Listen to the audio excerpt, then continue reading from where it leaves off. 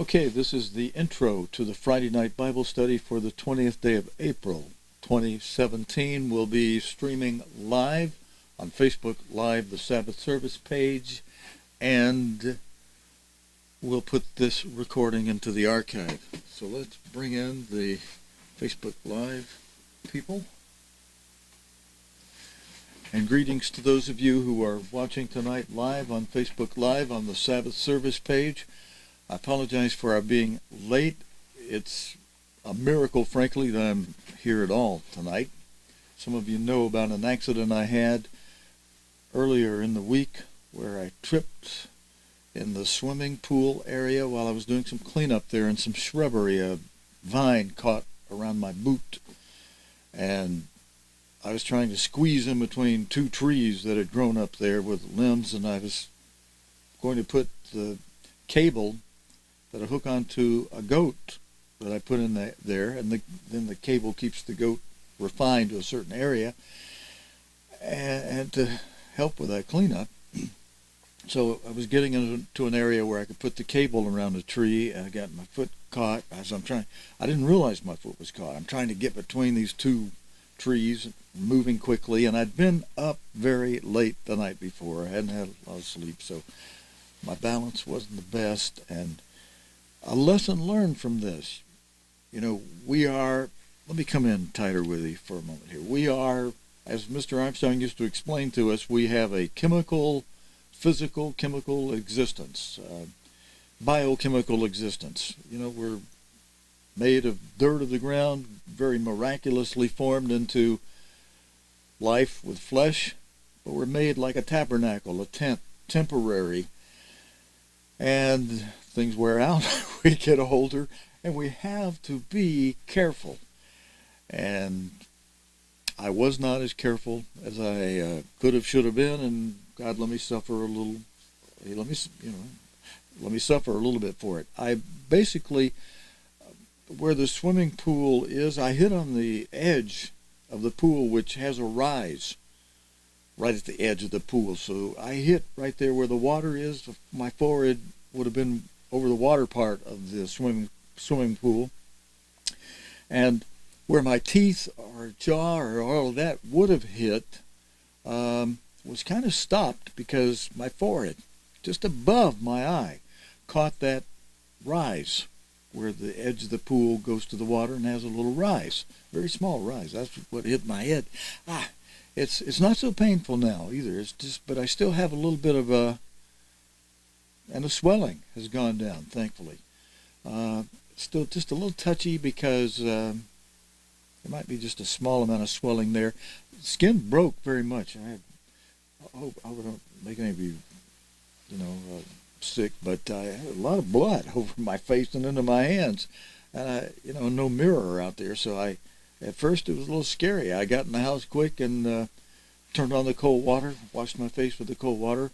On the way to the bathroom where I was washing my face off with cold water, I grabbed a bottle of wine and a bottle of olive oil in the kitchen and took it with me, washed off my face, and then immediately put the wine in my hand, slapped that over my face, and then followed that with the olive oil, rubbed that on my face, and wasn't but a few more seconds, the bleeding stopped, and then I just spent a few days mostly in bed. I got up some, but my vision was blurred. My head was, I was weakened by it. I did lose quite a bit of little blood, by the way, but I drank, not only put the wine on my face, but I drank a good amount of wine because that rebuilds blood. Wine, grape juice, helps rebuild new blood. And brethren, I'm just sharing with you what happened to me this week and why I was saying, even though I'm late tonight, it's a miracle I'm here at all, because that could have done me in. I prayed and said, "Look, God, if you're through with me, if you want to let me go, fine.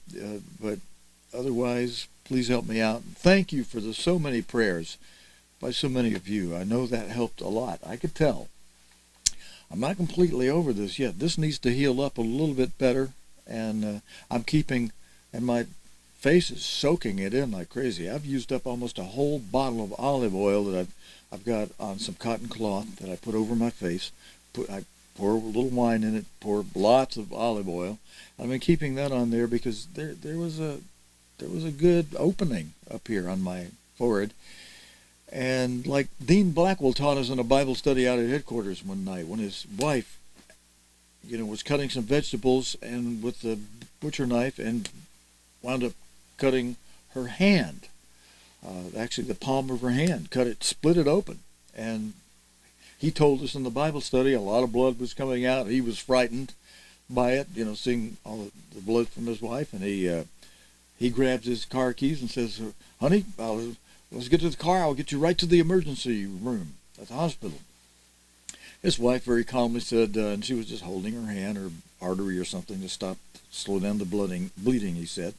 He said, she said to him, Mrs. Blackwell said to her husband, Dean Blackwell, as he told us in the Bible study, she said, "Honey, just hand me the bottle of olive oil, a bottle of wine, and a bottle of olive oil. You put the wine on first to disinfect, the alcohol in the wine helps any infection to be stopped from getting into the blood stream and into the body. And then you pour on the olive oil, and your vitamin K will help the bleeding to stop. It will start to coagulate as vitamin K does. My vitamin K must be good because a little bit of cold water, started putting the wine and the olive oil on my face, and the bleeding stopped. And Mr. Blackwell pointed out, he said, if my wife had wanted to have gone to the emergency room, not only would it have cost us some bucks, but he said they would have sewed up, put stitches in her, in where she cut her hand, and then she'd have had to go back and have those taken out, and there would have been a scar left on the palm of her hand. He said, the way my wife did it with the wine, the olive oil, and rubbing a lot of olive oil in there every day, a lot. He said, it healed up. He says, so completely. There wasn't a trace. He said, you couldn't tell at all where she'd cut her hand. Now, having had that information in the Bible class, did I hit a button, or what's going on here? Something bing. Well, all right, hurry up, Stephen. Just get through this story and get on to Mr. Armstrong here. All right, we spend a little time warming up as way we would do in Bible studies before. And people would talk about, the minister would talk about what's been happening either in the work or his life, or, brethren, how are you doing, and all that. I see that the closed caption is hung up. Maybe that's what was beeping.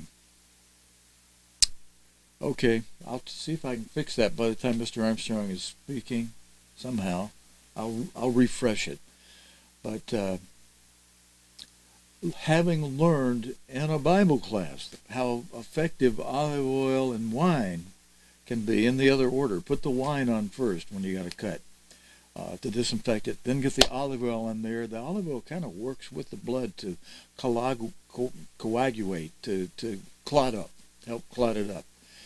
And then it acts as an emulsifier to soften the skin, let it come back together and heal. And yeah, you do want to keep it together. And but just the fact you got a lot of oil on there, instead of it being dry and the two broken parts, leaving a scarring-like area, the skin comes together with the oil, and I don't know, it works together nice. Anyway, I learned that in a Bible class out at headquarters in Pasadena some years ago. So when I had this problem the other day, first thing in my mind is grab the wine, grab the olive oil, and get in there and get the wine on and the olive oil on. All right, it looks like, hey, good, our closed caption has opened up. Okay, with that, let's go to Mr. And I hope sharing that with you is helpful to you if you have a problem like that. I hope you actually don't have a problem where the skin gets broken or torn, but time and chance happens to all. We do run into accidents and that kind of thing. But I'm thankful to be back in shape. Somebody that constantly gives me a problem, and they probably are giving you problems out there too. I'm not going to say who they are or who they're promoting, but there are these two people in another country that are claiming to be the two witnesses. Brethren, I hope none of you fall for that. The first test, there's two tests actually. Well, one of these two tests has multiple factions to it. But one of the first tests would be the two witnesses come on the scene at the time of the Great Tribulation. The Great Tribulation is not here yet. That's test number one. Just look at where we are. Now, if God were to bring the two witnesses on the scene a few days before the Great Tribulation occurs, that would be understandable. But a couple of numbnuts that have been out there for months and months and months, if not years, claiming, we're the two witnesses, we're the two witnesses. Well, the two witnesses only have a total of 3.5 years of work they do. That's one thing, and they're only going to be announced the way it's presented. They're going to be announced, their work is during the Great Tribulation. They're only going to be announced and have the title during that time period. They are given a 3.5-year time period to do their witnessing, and that time period overlays, is parallel, is in harmony with, is in conjunction with the 3.5 years of the Great Tribulation. So those who are counted worthy to escape are probably not even going to know who they are ahead of time, because now maybe somehow miraculously a day or two or a few days before you'll know, but you'll know this way. They'll have a proof. The second test of the two witnesses is found in Revelation 11, because it says those two witnesses have certain powers, and God enumerates what those powers are. Before Mr. Armstrong speaks, sir, I'll just kind of sermonette, warm up the audience a little bit.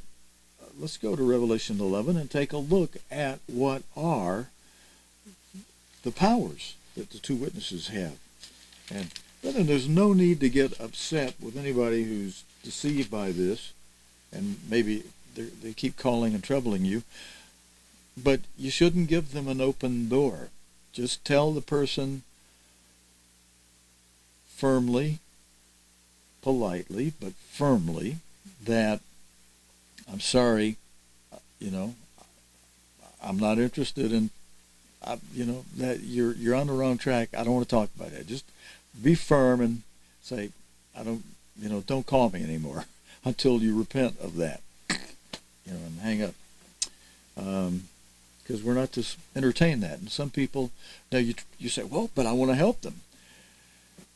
I almost want to tell you one fellow's name. Maybe some of you guess it, because he's probably troubled you as well, but he's not helpable. He'll pretend like he'll ask you questions to pull you in, and then he never accepts anything you give him. And what you give him, I'm going to tell you some of them, he rejects the Bible. And they twist and misinterpret and twist and what have you. It's plain and simple here. Revelation 11, starting in verse 3. And I will give power. I'll give power unto my two witnesses, and they shall prophesy 1,260 days, 1,260 days, 3.5 years, clothed in sackcloth. They'll be very humble, not haughty. We're the great two witnesses. And yet they'll have this power that's going to be enumerated in the next few verses. First, in verse 4, it says, these are the 2 olive trees and the 2 candlesticks standing before the God of the earth. And verse 5, if any man will hurt them, fire proceeds out of their mouth and devours their enemies. And if any man will hurt them, he must in this manner be killed. These have power, verse 6, to shut heaven, that it rain not in the days of their prophecy, and have power over waters to turn them to blood, and to smite the earth with all plagues as often as they will.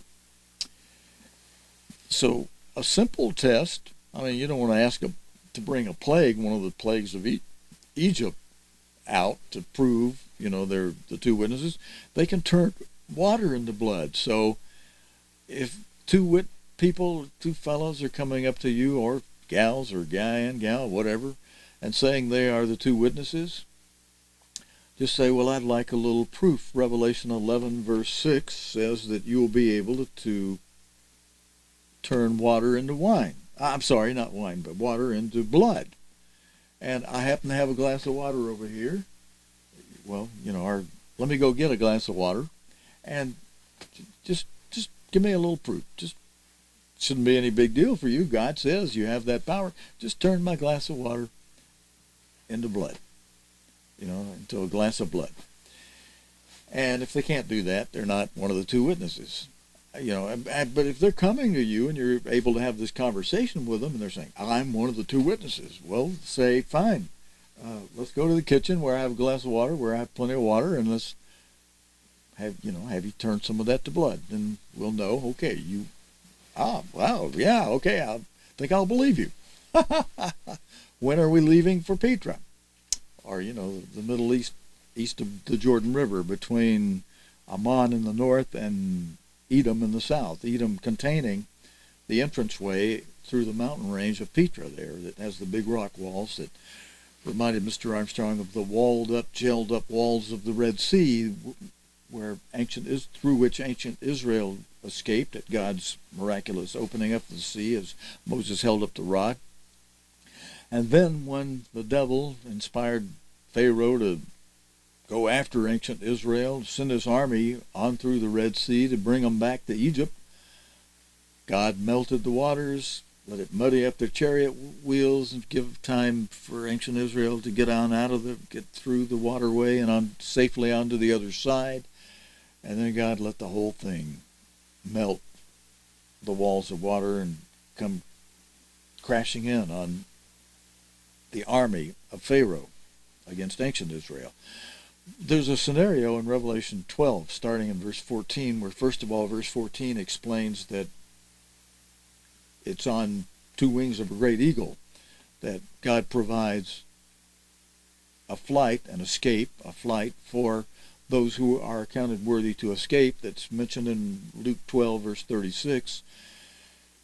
And then the rest of those verses, after that, verse 14, 15, 16, 17, explain how in the days ahead of us, just ahead of us, the devil will send an army after spiritual, modern time, latter day, end time Israel, as against those who are accounted worthy to escape. And more than Israel, more specifically than Israel, I really should say that the devil sends a flood and army against the portion of the woman being in prophecy a church, and in this case in Revelation 12 it's the true church, and it's the portion of the church that is accounted worthy to escape, because there's another portion that is part of the church and yet they're lukewarm, and God doesn't allow them to escape. He doesn't account them worthy of escaping.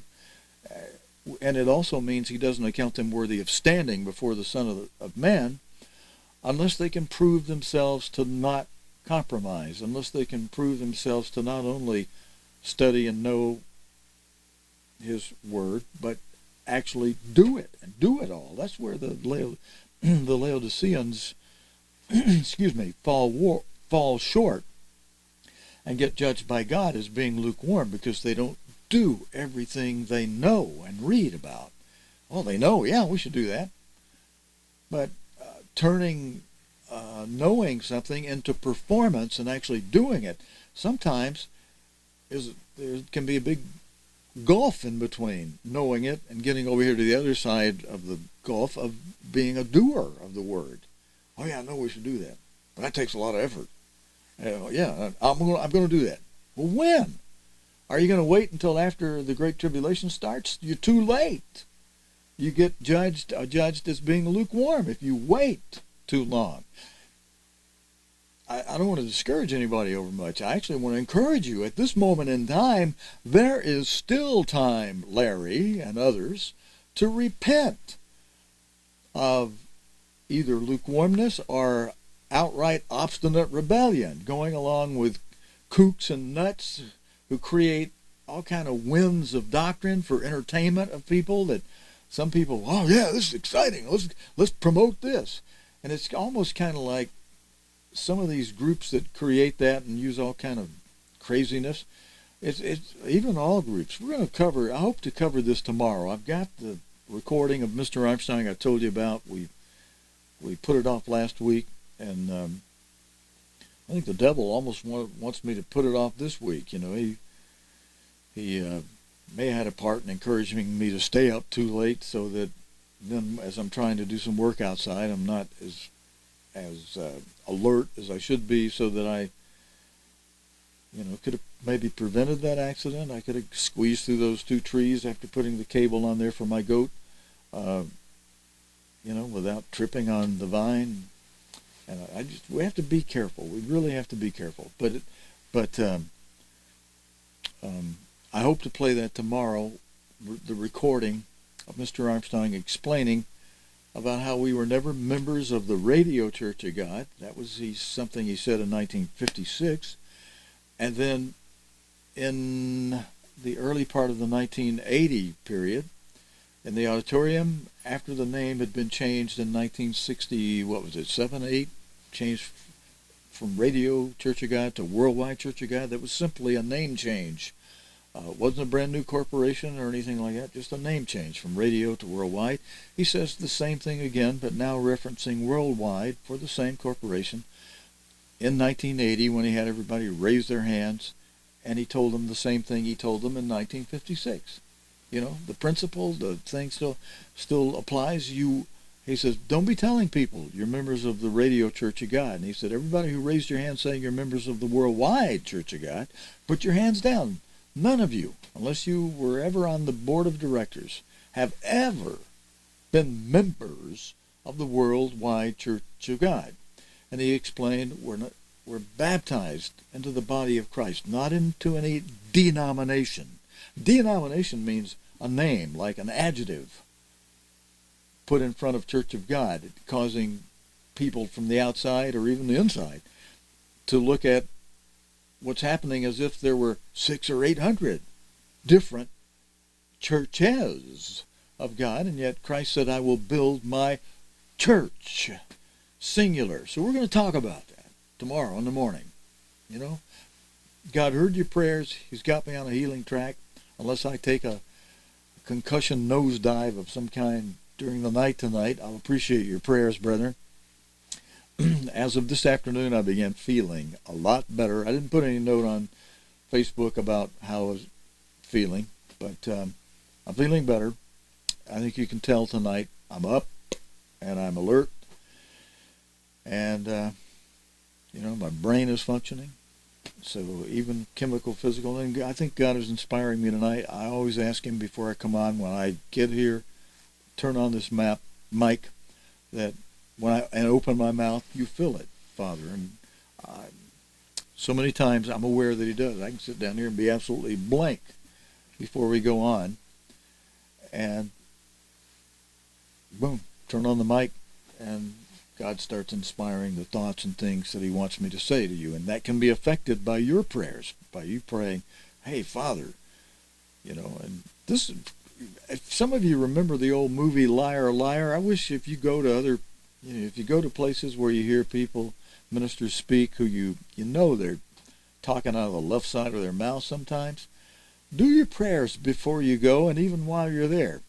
God, liar, liar, the man. That was the name of a movie, Liar, Liar. And this little kid had a wish that was granted. It's like, praying before God and having that granted. And the kid prayed that his dad, a lawyer, would not be able to lie in court the next day. And sure enough, the guy got up there and told the judge all the things that his law firm would not have wanted the judge in the court to know about, the truth that they knew.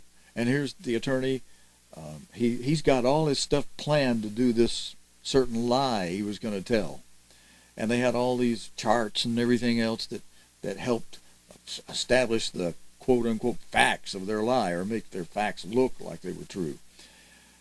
And the guy gets up there, and he opens his mouth, And he's even looking around at his law firm partners and stuff, and they're looking at him like, we just discussed this before we came in court. You know, and they're looking at him like, what are you doing? What are you saying? And he's even looking at them like, why am I saying this? I'd planned to say that. And it was because the kid's wish was granted that his dad wouldn't be able to lie. Well, you know, maybe you could pray when you're aware that, you know, somebody in a position that should be telling the truth and should understand the truth. Pray that God will not let them lie. And, you know, see what happens. And, of course, God's actually taking a big hands off in a lot of ways. He's watching us right now. He's not doing the Revelation 3, verses 14 through 22 thing yet, where he says, behold, I stand at the door and knock. No, he's sitting up there in heaven watching, and watching for us to come knocking, you know, on our knees, praying before God, asking him for his Spirit, seeking it of him, doing Bible study, and then doing what it says in the Bible we should do. And we are to be doers of God's word, not hearers only. And God's watching that right now. But there's a moment when he's going to say, enough delay. I'm going to let Europe go ahead and form fully into the 4 unions that God told us through his end-time apostle need to be complete before the beast can come to power the way it needs to, and that would be an economic union that started with the EEC, the common market, running for many years, and then that developed on into Helmut Kohl caused it. He really pushed it in around 1999, and after he's out of office, 2000, 2001, they first of all did a couple of years of circulating the euro on the books, just as a bookkeeping function, and then they actually coined the money and printed the paper, printed the coin for the euro, and started circulating it. And some countries then converted their national currency over to the euro. And then it's a economic union that's getting, and it had its trying days, and it hung in there through it, because the God of this world wants to see it. That works against the interest of the sons of Joseph and the sons of Jacob. And the second thing is a political union. And since the Treaty of Rome that sucked after the UK went into it, before it, you know, developed all these treaties and so many other countries, it was just, for the UK, it was originally, well, this would be a good common market, a good trading market. But then it started turning more into a political union with teeth and more members coming in that could outvote the UK, and members coming in that, under their rules of how much tax you pay into it based on your gross domestic product each year, that's how you paid in. Well, some of these countries that came in, their gross domestic product was low, and they just pay in a little bit. The UK has high gross domestic product because of the blessings that God gave, as he gave that country and land and things to Manasseh, Manasseh's twin brother Ephraim, the modern day descendants of Ephraim in the UK. So they put in a lot to the EU. And the EU, the way they did their rules to distribute what's put in, the UK was effectively only getting back about 50% of what it put in. And the other 50% was being divvied up among the 28 nations, some of which got back more than they put in. The UK put in twice what it was getting back. Other little countries were only putting in a little tiny percentage of what they were getting back. They were getting back a whole lot more than they put in. And that was coming out of the pocket, largely, of the UK. Germany putting in some too, and France a little bit, but mostly the UK. UK wised up, and thankfully they voted to Brexit out of there. That's two of the unions, economic, political.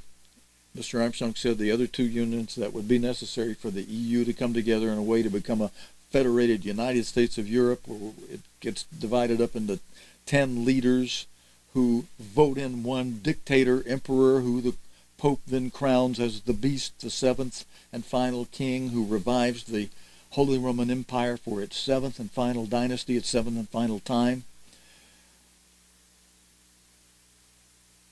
And that's, in order for that to come out, the third and fourth unions that need to be developed are a military union, and that's already underway, with Germany already making weapons for other countries and already being allowed to have its own military, which at the end of World War II, where it signed unconditional surrender, Germany having its own military was like taboo. Now it's got military and growing military and excuses to make it grow more. And everybody forgetting the lesson of history about World War II, and France especially forgetting how Germany makes these peace deals with France, and then Germany's real goal of wanting to be the ruler of the world because of their being the modern day Assyrians. They go way back 3,000-4,000 years to being the Assyrians. The fourth union would be a religious union, and the Vatican has already sent its representative, Pope Francis, to speak to several conferences of the EU. So the foot in the door for a religious union already well underway and established with the Roman Catholic Church via the Vatican and the Pope. So everything is lined up. And because I'm going to play this tonight, we had a problem with it. It didn't play. We got cut off before it finished, either last week or the week before. I think last week, I think it was. And so I'm going to play it again tonight. Hopefully our signal will hang in there and we'll be able to see it. During the time in the days preceding last week, we had a situation where things were really on edge, nuclear-wise with Russia, such that there was a lot of scare about the possibility of Russia sending some of those 131 missiles they have with hydrogen bombs, warheads, that they have, as they explained, aimed at 131 American cities, and then more missiles aimed at all of the United States major military commands, the strategic commands, and there was some great strife involving Syria, that Russia threatening that if the United States did certain things against the Syrian government, they would send their bombs. And the United States, under President Trump, responding, ignoring that and responding very, very audaciously back, so that it had some concerns up at the time. So in this telecast we're going to play, Mr. Armstrong explains two things. One, well, many things, but there's two prominent things he explains. One is the impact in detail of just one hydrogen bomb and the area of damage that it covers, just one hydrogen bomb. Then he explains what would happen to the United States if an enemy sent in only 15 hydrogen bombs to 15 of our major cities, and he'll describe those around from the East Coast to the West Coast, how it could totally destroy the United States.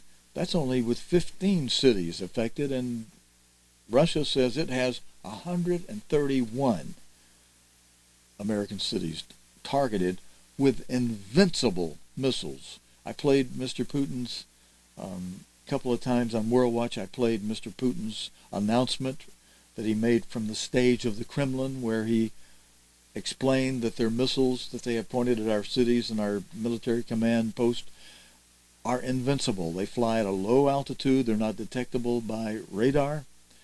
They fly at such a low altitude, and they fly on a stealthy path such that no present or future air or missile defense system can stop them from reaching their target, he explained rather confidently.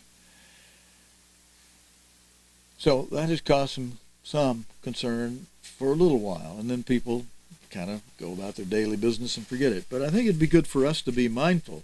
It might help us to do what Christ says do about Luke 21:36, to watch and pray, make that effort to do both. And we were off this week because of my injury, and also even before the injury we were off because I had some problems with the equipment that I've worked out. In fact, that's one reason we were late tonight. I was tried to sign on earlier and still having that problem, and I got online and boom, I got the answer tonight. So hey, thank you, Father. It was a rather simple answer, but if you don't know the answer, it's not simple. It's, you know, like the keyboard was locked up that I needed the controls on, and the touchpad for it was locked up. I tried to plug in a USB one. I need to replace that USB keyboard. It didn't quite work, and I couldn't use the controls. I couldn't get the thing on the air. And I got on YouTube and I found a video that the guy explained. Oh, look for this. I hit those two buttons and the keyboard unlocked and the touch, and then another couple of buttons and the touchpad unlocked. And I think I hit those buttons and caused it to lock the keyboard and lock the touchpad, because I always take a nice little brush pad and I go over the keys to get dust and stuff out of there before I cover up the keyboard every night. So we take some protective actions, but I think, you know, my little brush was the cause of it. I need to make sure when I brush the keys, I have the computer turned off on the keyboard I'm brushing. We have 1, 2, 3, 4, 5. I have 5 computers in this room I use, and then we have 3 more in the other room that are big, powerful computers that make lots of noise, for which I have the keyboards around me here that we use for running all the stuff we run for World Watch and the various things we do. And I see that we're going to have to do something about the encoder. It's running through a computer that runs our closed captions. It's not functioning well tonight. So, hey, sometimes we have to keep things up, you know. And Mr. Armstrong explained the whole time, even though God was doing the work, God was opening the doors. Several times I heard him explain. You probably heard him too. He said it. It's been recorded. It's in sermons. He said, "Brethren, the whole time I've been doing this work, all my life that I've been doing this work, it has been a constant struggle. And having a little work that I do, brethren, I understand what he's saying. It's sometimes a struggle to keep everything running and everything going the way, you know, you need to keep an operation going. It can be a struggle. And you still have to get your sleep." But let's go to Mr. Armstrong as did I tell you the two prominent things? You've explained some scriptures that are good to be aware of. 2 prominent things to look for herein, and pay good attention. You'll have animation with each one. The first one will explain the damage that just one hydrogen bomb can do. And then in the later animation, he will explain what happens to the United States if we get hit by 15. Hey, you know what? I just realized something. My microphone, I was doing some recording today. That's it. My volume control, I'm sorry, it isn't the volume up loud enough. And the encoder needs a sufficient amount of volume to work. So those of you reading closed captions, my apologies. And those of you who wanting to listen, and I probably had your volume was probably low, and all of a sudden now it's up. Because I just saw that for a special recording I had to make this afternoon. David, we're underway with that, by the way, if you happen to be tuned in. I'll explain that some other time. But I had to crank the volume down for the software we were using for working on that program. But I got it up, so now this should work. So good, because I want to run the closed caption while Mr. Armstrong speaks for those of you that need closed captions. And it's working better and better on Mr. Armstrong now. And with enough volume, it works here on me. It should work on him. And the second animation, did I explain that? He explains what would happen, how the United States would be destroyed with just 15 of certain of our major cities being taken out. And although Russia will not be the likely one to do it and use those missiles they have pointed at us, Russia will probably be taken over by Europe for several reasons, including Gazprom and the gas and oil situation, including Russia's policy of annexation, like in Crimea and the Ukraine and other places too now, and because of their policy in Syria. There's a host of things that run amok with Europe's plans, and of course Germany, that will lead Europe, and Russia were major enemies during round 2 of World War.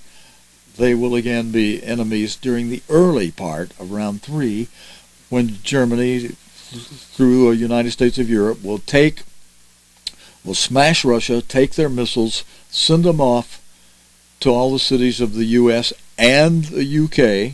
UK, you'll get it first because you're closer. As God inspired our end-time apostle Herbert Armstrong to explain, when the beast commences the 5th seal, opens the 5th seal, and the Great Tribulation begins, he will commence round 3 of World War with a sneak attack, a sudden, unexpected attack against the United Kingdom first, and later that same day or the next, all of the cities of the United States. And that's a prophecy. Read it yourself in Ezekiel 6:6. We've got to get to Mr. Armstrong. He'll mention that in this program, too. And so, good. We've got time for him, and a little time at the end. I could come back. I may or may not. I may just play Mr. Armstrong and wish everybody a good night's sleep, and then be up early in the morning for our regular Sabbath service. Brethren, I want to say this, though. Thank you very much for the prayers. You can see, I think you can see, they've worked, and God has intervened for me by Sabbath time. And a little earlier today, I was able to work on some things that I needed to work on. All right, but let's go to that video. I'll hit this. Well, let me put on Mr. Armstrong's logo first, just so we got his name up there for a little bit of it. We'll start right past the introduction. It's got the newer music for the intro, and when we go on YouTube, that music has to be licensed in a certain way. Our old music, we had a license that was complete on it, and no strings attached. The new music has licensing restrictions that allowed the live television telecast use of that music in the opening that was substituted for our old music. And you get hits, you get strings of strikes. Now, fortunately, if you use that music, you get the kind of strike that we're going to waive it as long as you let us put ads on your stuff. I don't want ads on top of our church service things on YouTube, so I'm just going to I've rolled past the music. We'll have Mr. Armstrong start from where he starts speaking. So as soon as I bring him up, with the start button, he'll just launch right in to this telecast on nuclear World War III. All right, Mr. Armstrong, sir, you ready? Let's go for it. Nuclear war is definitely coming. Bible prophecies show that whole cities are going to be laid waste in our time. The August number of the Plain Truth magazine will carry a cover article, "Humanity Won't End in a Nuclear Holocaust." This article is going to show you the terrors of a nuclear holocaust, and it is coming. But there is also good news. Humanity won't end, and on beyond is going to come a real happy and peaceful world tomorrow that we've been proclaiming on this program for a long, long time. A former professor at Harvard University, now president of a society called Physicians for Social Responsibility, has said, quote, "We'll be lucky to survive the year of 1990. Survival is the only issue that counts now." I would like to give you a little bit of what will be the results of one hydrogen bomb. This and more too will appear in the August number of the Plain Truth in this cover article. In the first milliseconds after detonation, gamma radiation would kill everything within 6 miles. A fireball would consume everything within 280 square miles in 10 seconds, followed by a blast wave that would flatten the remaining structures within 4.5 miles. That would include skyscrapers and anything within 4.5 miles. Now further, fallout would be carried into water supplies through streams, lakes, and other sources, rendering drinking water unfit for use. In short, society as we know it today would be erased from this earth. As a matter of fact, enough hydrogen bombs could erase all human life from this earth, every man, woman, and child, including you and me.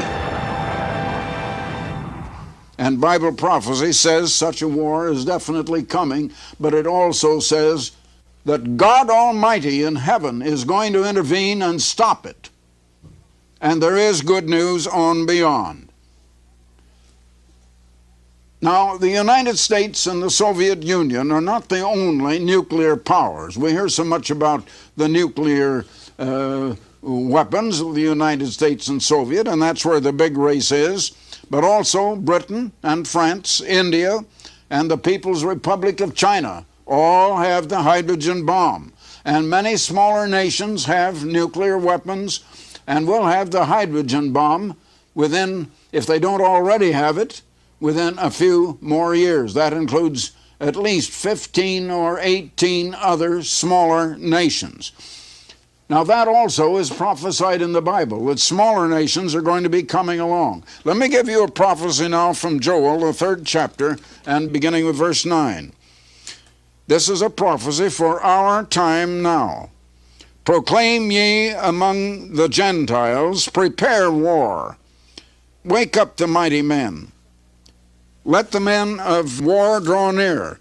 Let them come up. Beat your plowshares into swords, and your pruning hooks into spears. Let the weak say, I am strong. You know, I read this prophecy many, many years ago when I was up in Portland, Oregon, before I came to Pasadena to start Ambassador College. At that time, I saw whole trainloads of scrap iron going toward Portland, Oregon, where they were loaded on ships and shipped off to Japan. And I said at that time, I said, though all that metal is going to be melted and is going to come back on us, and it did in World War II. I saw this back before World War II, and those things did come, and they did beat the scrap iron going was the plowshares and the pruning hooks, and they were beaten into weapons of war, and it actually happened, and it's happening now again in a greater way. Continuing this prophecy, assemble yourselves and come, all ye heathen, that is, Gentile nations, and gather yourselves together round about. Let the heathen be awakened and come up to the valley of Jehoshaphat, for there I, God is speaking, I will sit to judge all the heathen round about. Now, verse 13, put ye in the sickle, for the harvest is ripe. Come, get you down, for the press is full, and the vats overflow.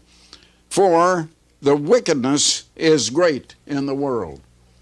Now you will find that also referred to in the 14th chapter and verse 15 of the book of Revelation, speaking of the time just before the coming of Christ, just before the final battle at Armageddon, which will be the final battle of World War III, just before the second coming of Christ.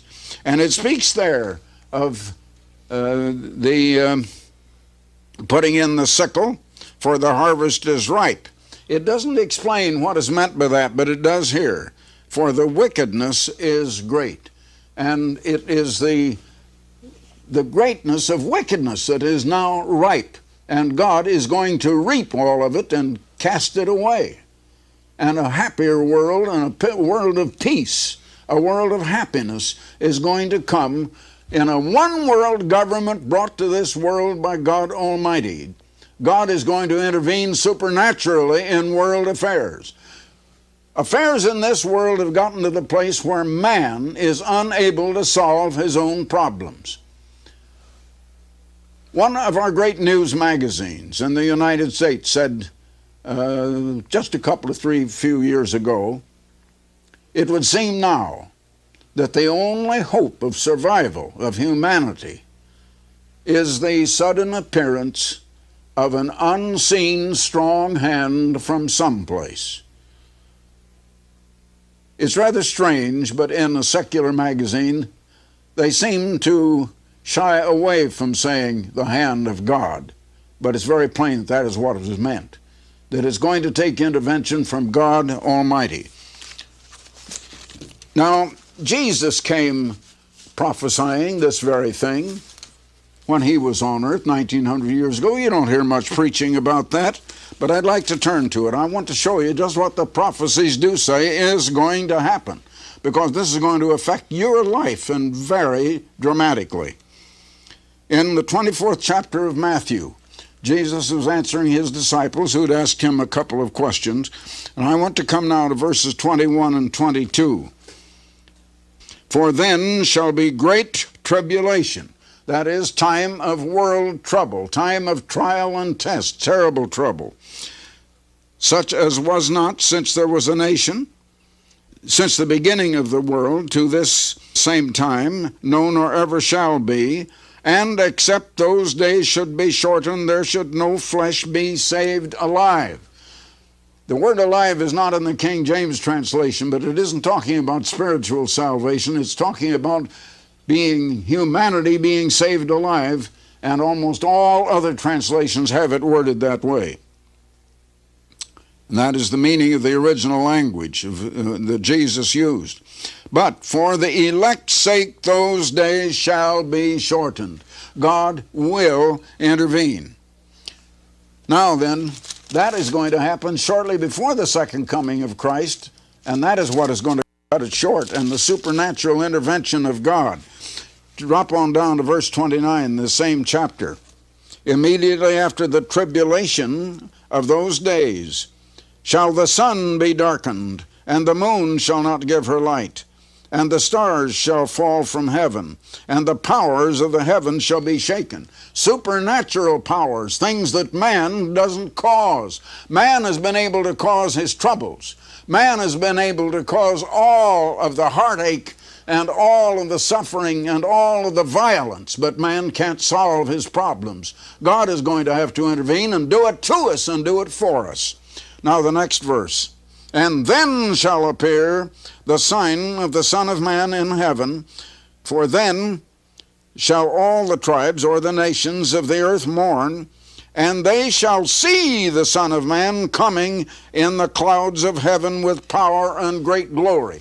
They will see him coming in the sky, in the clouds, with power and great glory, to rule all nations supernaturally.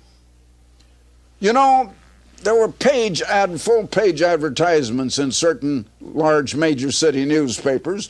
I had copies of them from the New York Times and the London Times rather recently.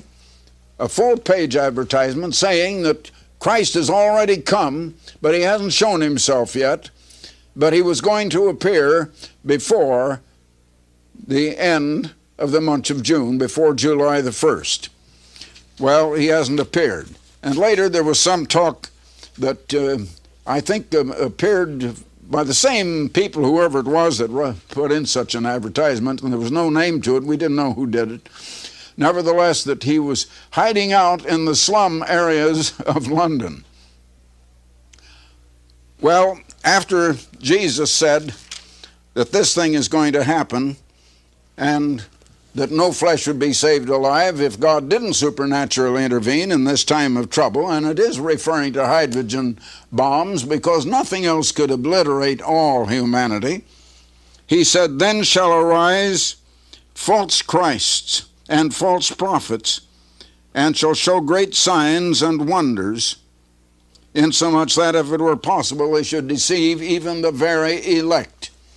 They won't be able to deceive the very elect. When Christ comes, all people are going to see him. Another prophecy says, every eye shall see him coming in power and great glory, descending down from a cloud in heaven.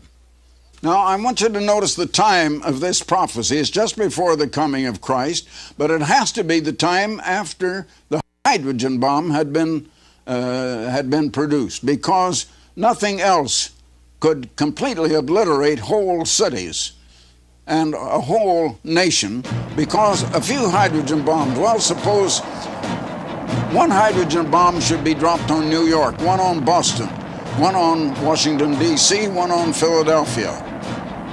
Let's say one down on Miami, one on Houston, Texas, one on St. Louis, one on Chicago, one on Kansas City, one on Denver, one on Phoenix, Arizona, one on Los Angeles, one on San Francisco, Portland, and Seattle on the West Coast. What would be left of the United States? Those cities and all around them would be totally destroyed. There wouldn't be anything left.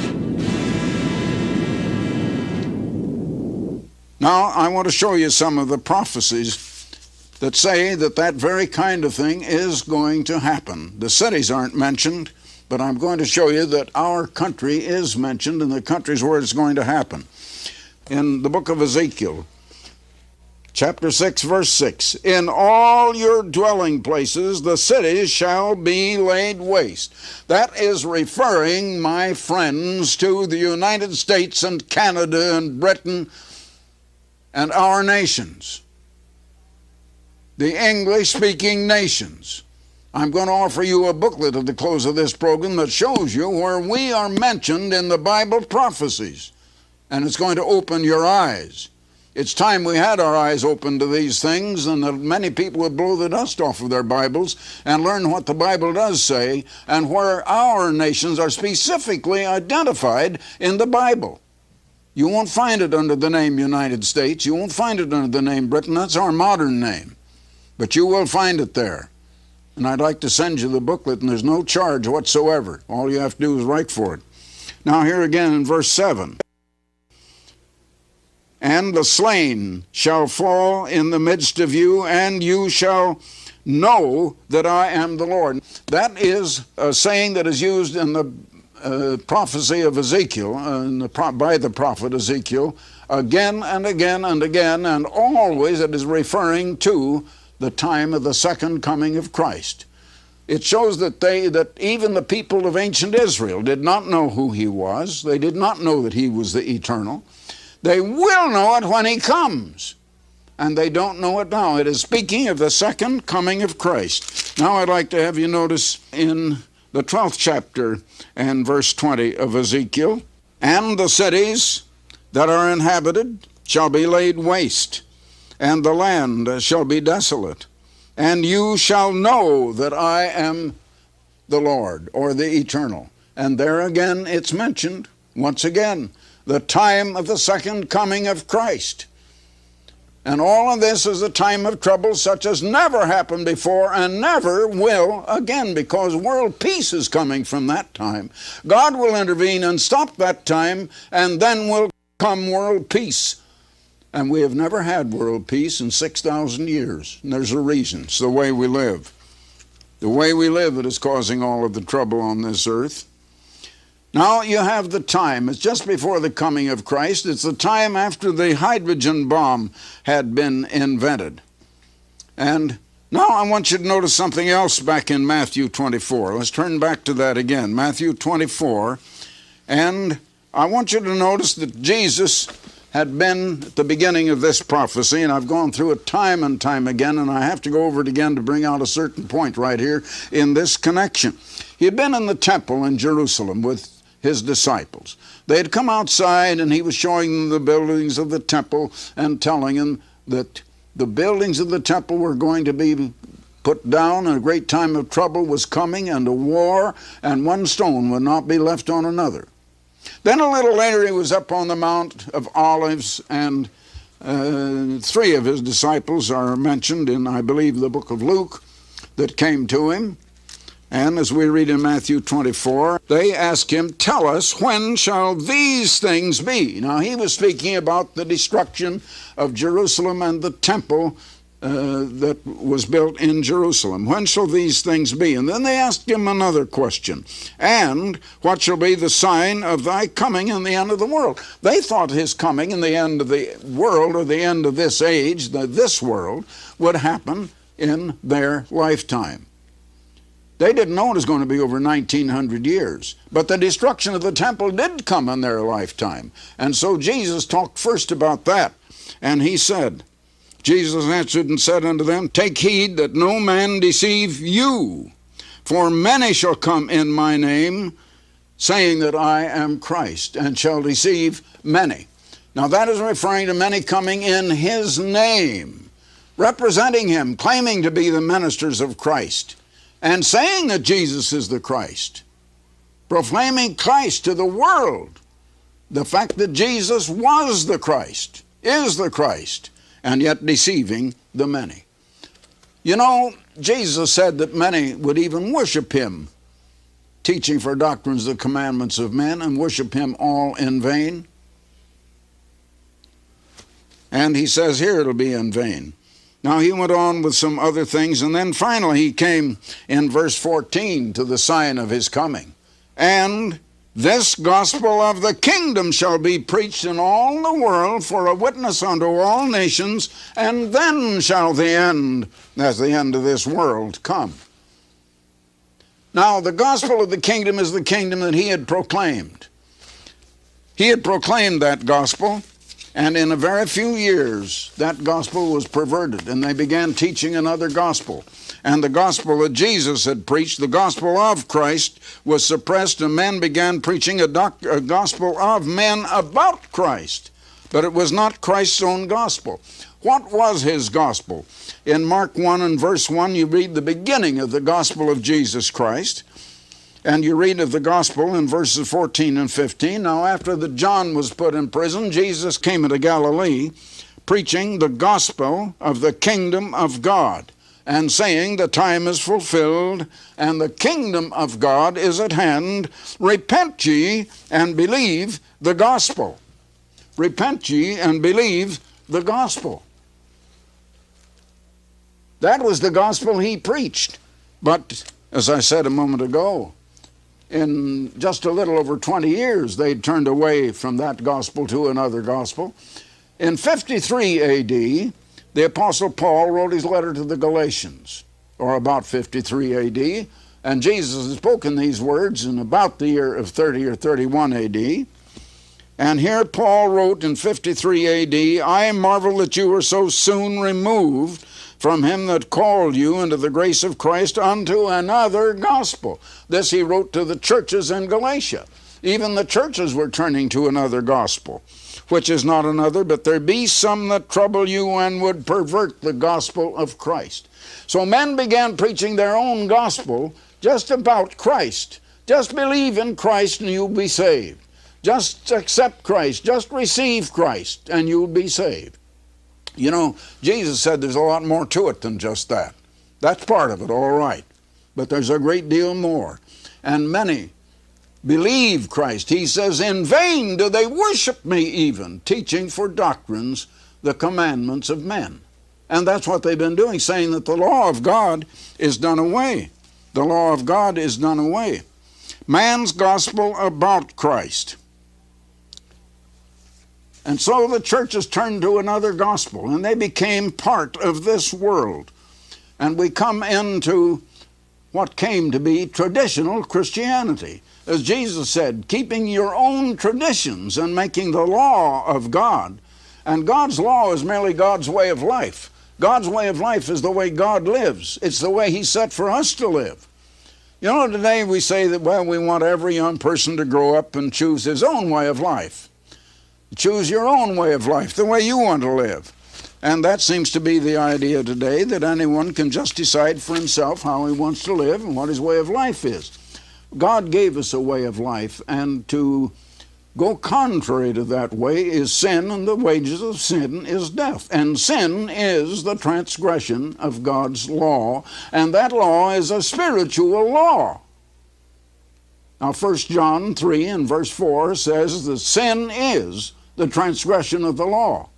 And in Romans 7, verses 12, 14, it says that the law is a spiritual law, not a physical law. A spiritual law.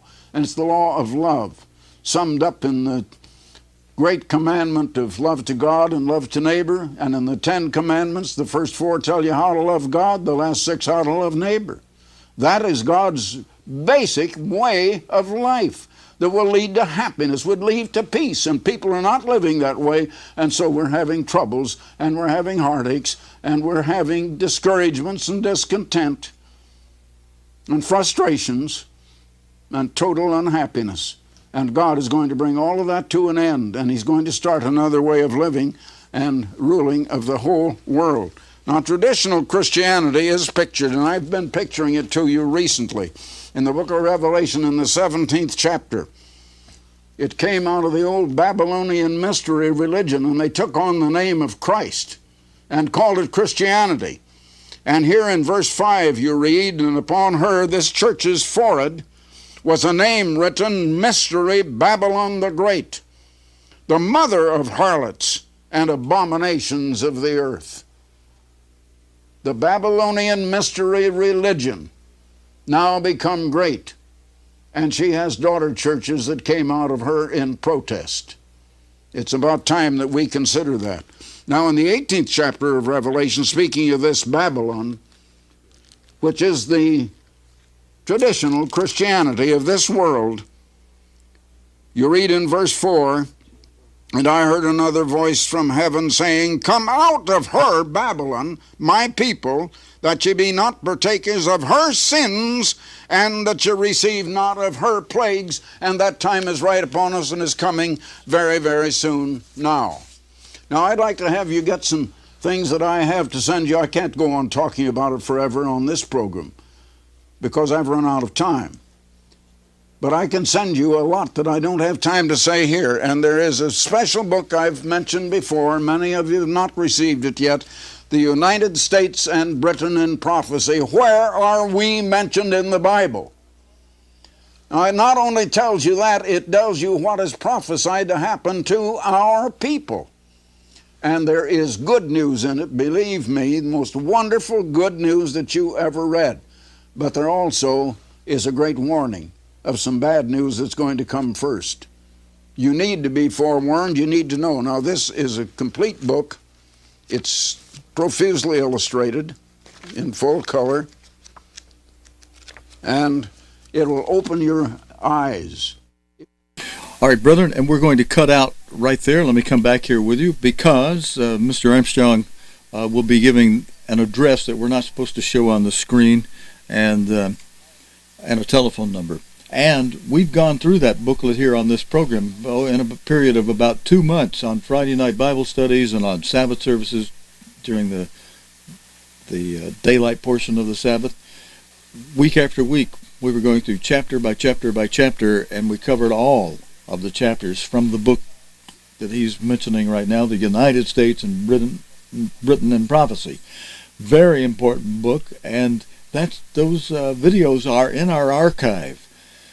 And they're complete with my introductions and everything, and because we had to get right to them, most of those introductions are kind of short. I still would like to go back through those videos and cut out everything except where Mr. Armstrong is going through the chapters. Well, wait a minute. I read them. I read the book for you and put scrolling text on the screen so that you could kick back and, people, today's generation likes to read books by looking at videos of somebody reading the book to them. So we did that. It's in our archive. Just go back and look where you find any one of the chapters of the United States and Britain in Prophecy. Right immediately before and after any one chapter, you're going to find the rest of the chapters, because we did it consecutively, Sabbath after Sabbath, Friday night Bible study after Friday night Bible study, plowing through all of those chapters of that book. I got something in the mail today from one of you, and you're going to be getting something back in the mail from me. I got a self-addressed, pre-stamped envelope requesting a certain number of these little folding cards with the calendar for 2018 on it that I told you about. That's plastic coated, laminated, and it's business card size, so it'll fit in your pocket, or in your coat, or in a wallet, or in your purse, and it'll fit nicely on your desk, because even though when you fold it, it's business card size, when you let the fold come out a little bit, it shapes into, I don't know if you can see this, but it shapes into kind of like a V shape, so that it'll sit on your desk and stay up like this. And on one side, it's got the times for the World Watch program at night, the day's world news related to the Bible and prophecy, and the times that we do it live. And on the other side, it's got the calendar for the entire year, for the pagan Roman year of 2018. But within the dates, and they're boldly printed, so even though this is small enough to fit the whole year on the back of a business card, I had a professional designer go through with super software and make those numbers as bold as possible, and they stand out nicely. And then we colored the holy days and the feast days, so that, not every part of the holy day season is let me rephrase that. Not every feast day is a holy day. Every holy day is a feast day, but not every feast day is a holy day. So there's some feast days that are sometimes part of a holy day season, but they're themselves not a holy day. Passover is, for example, and yet Passover is the most solemn feast day of the whole year. It's the only one that God made available with a backup, a second Passover in case you had to miss the first. It's so important to God that we observe the Passover, and it's the only one that's not a holy day, but it's the most solemn of the feast days. It's the only one he made a second one, a backup of. You don't do it twice. You don't do first and second. If you did the first, you don't do the second. But if you missed the first, if you want life, you definitely want to keep the second if you missed the first. And I've got the holy days and the feast days colored with a colored background on here, so they stand out. And you can easily see that if somebody asks you to make a commitment, like your boss asks you to make a commitment for a certain date, or if you got stopped and had to appear in court for any reason, and the judge asks you, well, can you come back on this certain date? You can look at your card and say, no, Your Honor, could we make it another date? The court is accommodating with one or two requests, as long as you're not playing games with them. Especially if you could show the judge a printed card and say, Your Honor, here are the days my church keeps. They're listed in Leviticus 23, and they're printed on the back of this card for this year and highlighted. Many judges, by the way, are Jewish, so they already know. A lot of the judges already know these days because they themselves are observing some form of them from the Jewish calendar, which is the calendar it's God's sacred calendar. The Jews kept the calendar, and it's the Hebrew calendar. That's what we're going by. We got those days highlighted so that if you need to quickly see whether you're available for this or that on a certain date, you can say, no, I'm not. That's a holy day. That's a feast day. I can't make it that day. And it's got the Sabbaths, the regular Sabbaths, colored different. The weekly Sabbaths are colored different than the rest of the days of the week. And the prep day is also colored a little different, just to remind you, hey, we're the day before either a weekly or annual Sabbath, and we need to be doing some preparations on this day. It's just convenient to have, because we have to interface God's sacred calendar, the Hebrew calendar. We have to interface it with this dumb, stupid, idiotic, man-made Roman calendar that changes the days at midnight. Now, today on that Roman calendar, Friday night, is the 20th day of April. Tomorrow morning, after midnight, it's going to be the 21st day of April. But since sunset tonight, it has been, and it is now, the fifth day of the second month.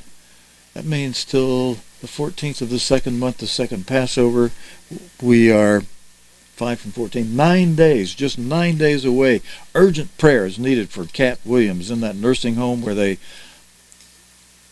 one belligerent family member has barred Cat from being able to see church members or her church minister, which means no Sabbath services weekly for her, and the Passover.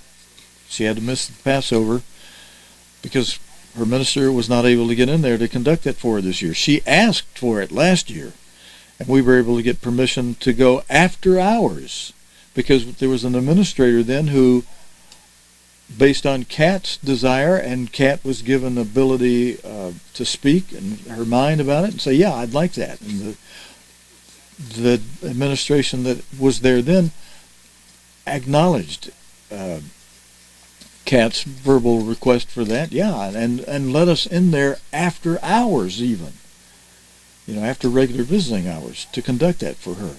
This year, a new administrator is saying, nope, the family says you can't come, so you can't come. And that's sad. Can't even come during regular visiting hours or after hours or anything. Can't come at Passover time to conduct that for her as of this moment. So prayers for Cat Williams at the nursing home in Birmingham would be appreciated. If any of you want to write to Cat, you can write to Kathy Williams, spelled with a C, by the way, Kathy Williams, at Fairview Health and Rehab Center, 1028 Bessemer Road, Birmingham, Alabama. What's the zip code? 35228. If you'd like to send Kat a letter. But the most important thing is praying for her right now, that God will intervene and help us be able to conduct that service for her. And if we could get a legal guardian, that'd be a wonderful thing, because I've already got an attorney will help me with the papers. I would be the petitioner at the court recommending, yes, Your Honor, this legal guardian, some church member lady who would also be caregiver, is needed because she's a longtime 50-year member of our church, and one of her family members is preventing her from being able to keep the faith as she herself wants to keep it, and needs the legal guardian because the family is working with the nursing home to force Kat to take drugs that Kat says, I don't want to take. She shouldn't even be in that place in the first place. And them holding up her against the wall, I saw it myself. I complained. I filed police reports. I filed reports with agencies. They don't care. Because the family stuck her in there, against her will, by the way. They pulled a fast one off. If you know the whole story, it's nasty.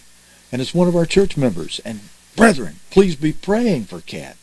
And if we could file, the attorney has said if we could file the petition, I would be the petitioner. We'd be asking for a third person, hopefully some church member, to be the caregiver, legal guardian.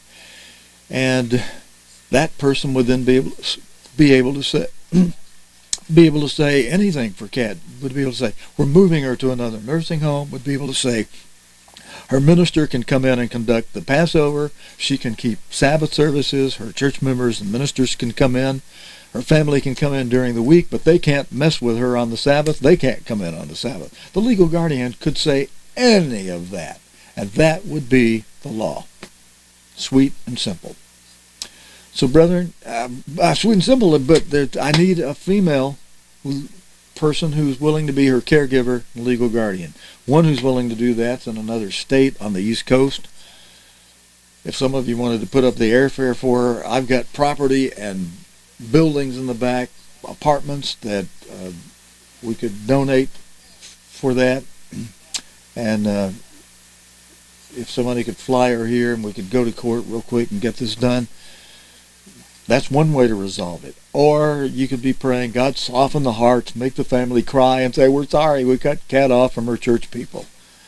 But then there's still the drug problem, where the institution wants to force mind-dulling poison so they can dull everybody, hurt them like sheep to sleep. The cat doesn't need that, doesn't want that. The cat tries to reject that, and they force it on her. And that's evil, horrible, wretched. So, brethren, what if it were you? And wouldn't you want some of your church people fighting for you? Or would you just say, well, it's God's will that this horrible thing happened to me? No, it's not. Not if some people can intervene. We just need somebody willing to step forward. And there's got to be a female who would also be the caregiver. We'll do the rest of it. We'll hit the papers. We'll hit the court running with the papers. That's one way. Or hearty, fervent prayers that something be turned around where Kat will be able to have Passover this year. And that the forcing of poisonous, mind-dulling drugs on Kat, forcing them down her throat, holding her against the wall to do that, will be stopped. Cold in its tracks. She's locked in a dungeon area. I call it a dungeon. It's a locked geriatrics area.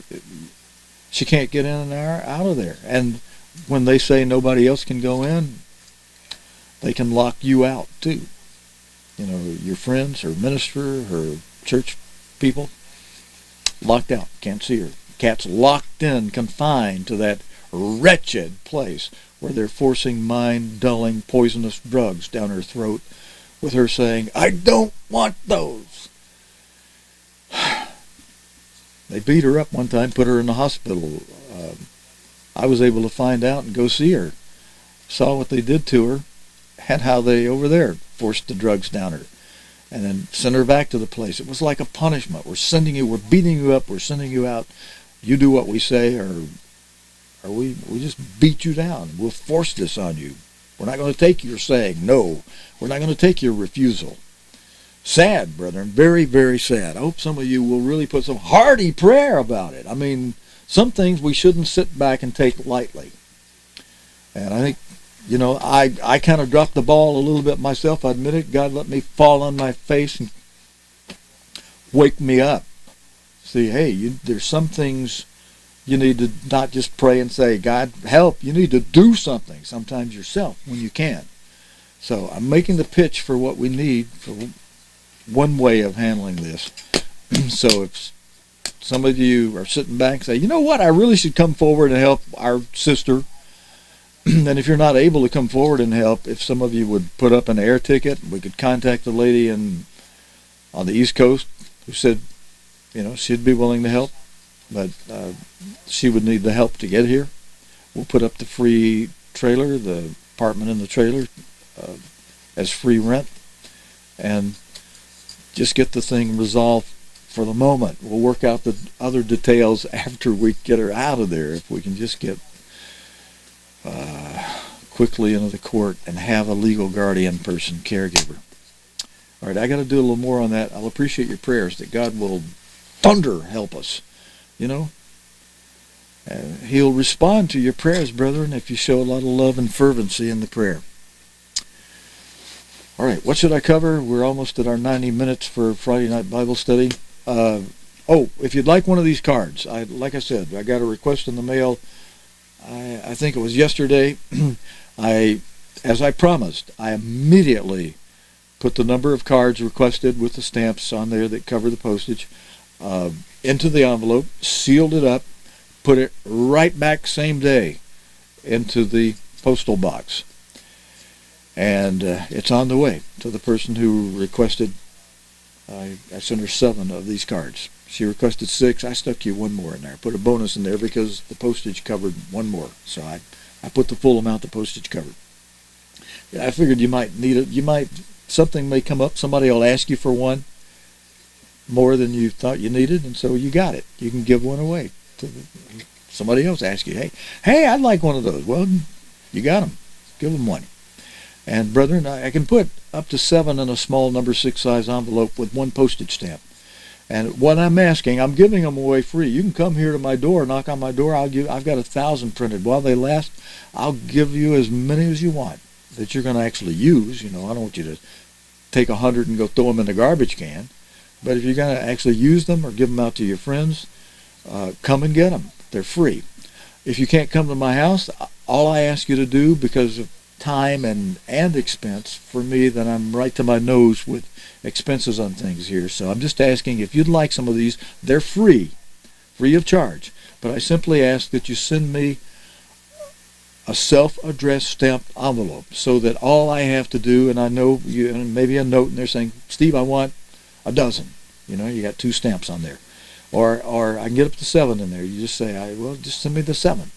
Fine. I will take the envelope you send me, put these cards in there, seal it up, right back in the mailbox on the way to you. That just takes me a few seconds, and the thing is accomplished. You got your cards on the way. And you can have one for your desk, sitting on your desk. You can see it right in front of you, what the holy day dates are. The next holy day date is May 20. And that's right after all these green weeks. I have shaded 7 weeks that are shaded green. Some of you already know why. There's the Feast of Weeks. We count 7 weeks between the Wave Sheaf Day and Pentecost. Well, it includes the Wave Sheaf Day. 7 weeks that count beginning with the Wave Sheaf Day. 7 Sunday through Sabbath weeks, first day through Sabbath weeks, 7 of them. And then the morrow after the last day of those 7 weeks, the morrow after the 7th Sabbath, we number as 50. That's May 20 this year, as Pentecost. Pentecost means 50 count. Penta means 50. Cost means count. So the very word Pentecost means 50 count. Or said the other way, cost 50. Cost Penta, it's a count of 50 days. A 50-day count, a Pentecost. I'm going to, that's kind of like reiterating it. If I say 50-day count, well, yeah, this is 50. Yeah, Pentecost, 50 count. I just put the word day in between Pentecost. It's a 50-day count, a penta-day cost, a 50-day count. All right, that's May 20 this year. You can see that real quickly, easily on this little card, free of charge. Just send me a self-addressed stamped envelope. Our address is on our website, cogtv.org. There's a look on the menu on the right side of that home page, and just scroll down till you see contact. Click the contact button, and boom, our address is right there for you. It's Stephen Lloyd Gilbreath, 1428 Virginia Road, Bessemer, Alabama, 35023. So don't confuse that with Kat's address, which is 1028 Bessemer Road in Birmingham. Mine is 1428 Virginia Road in Bessemer. I'm in the city of Bessemer. Kat's over in a nursing home on a road called Bessemer Road. It's the road between basically where I am and downtown Birmingham. But she's in the city of Birmingham. I'm not in the city of Bessemer. It's just our post office is Bessemer. I'm in the county. I'm not in any city. I love it that way. It's real nice. This is, my dad kept us from being annexed by either city that are next to us, thankfully. And we have animals, and those cities don't allow animals. And I have a horse, a donkey, a goat. They help me do the yard out there. That horse keeps that several acres looking like a golf course. And so she's worth $50 out of my pocket I have to spend on feed for her a month. Actually, a little more than that, but that's kind of the budget range anyway. Then I have to feed the donkey and the goat. But I'm able to cut down on the feed during the spring and summer months, thankfully. More grass growing, more stuff. But that horse still needs protein and hay. So I still feed that horse because it's cheaper than paying somebody to cut all that grass for me, and a whole lot better than me having to get out there and cut it. So I like that horse. That horse adopted me. Its owner died, and the horse was left abandoned. And the horse came over, started eating my donkey's food, and then broke out with my donkey, and the police came by with the donkey and the horse and said, "Would you mind keeping the horse up for us?" And they came by and helped feed it for about 6 months. One of the police sergeants would bring her grandchildren over. That was kind of neat. I had a nice inroad with our local law enforcement. But then her grandchildren moved to another state, and she stopped coming and stopped bringing horse feed too. So it's all on me now. That's okay. I got a free horse out of it. Yeah. So anyway, brethren, happy Sabbath. I'm going to wish you a good Friday night, Sabbath evening sleep, and be ready for Sabbath services tomorrow. We will cover something very important, something you should all know about, and it relates to all these groups out there. We're going to cover it. I'm going to cover it as God inspires me to cover it. I know a few toes will be stepped on because of what Mr. Armstrong says, but we teach as we're taught, and we should get in line with that. Sweet and simple. Brethren, have a good night's sleep. Thanks for joining me tonight. Until next time, your host here on Sabbath.tv, Stephen Lloyd Gilbreath. Shabbat Shalom, and good night.